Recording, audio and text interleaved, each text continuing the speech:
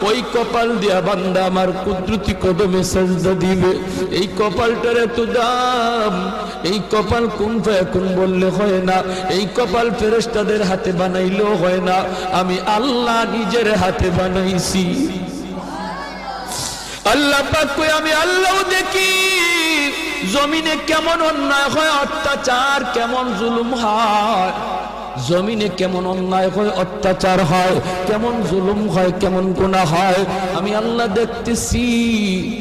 আমি আল্লাহ দেখতেছি আমার নবীর নায়েবে রাসূল উলামায়ে কেরামের সাথে কেমন আচরণ হয়, সবই আল্লাহ বলেন আমি দেখতেছি। এরপরও আমি কেন নগদ ধরি না জানুনি?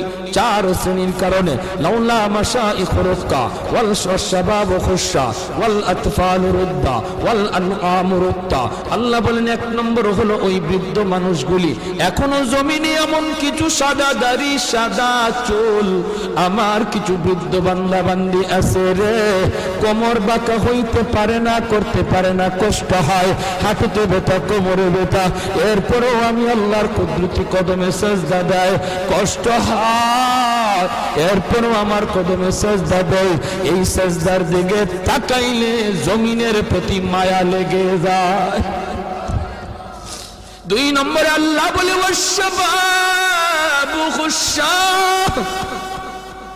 কত যুবক অন্যায় কাজের দিকে দৌড়ায়, নাপাক প্রেম ভালোবাসার দিকে দৌড়ায়, জিনা বেবিচার মদ গাঞ্জার দিকে কত যুবক দৌড়ায়।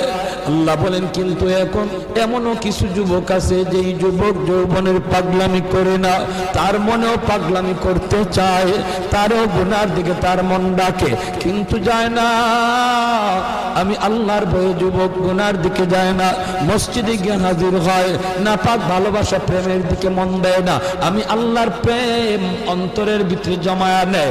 ওই যুবকের সেজদা যখন জমিনে দেয়, তার সেজদার দিকে তাকাইলেও এই গুনাহগার জমিনের প্রতি আমার মায়া লেগে যায়।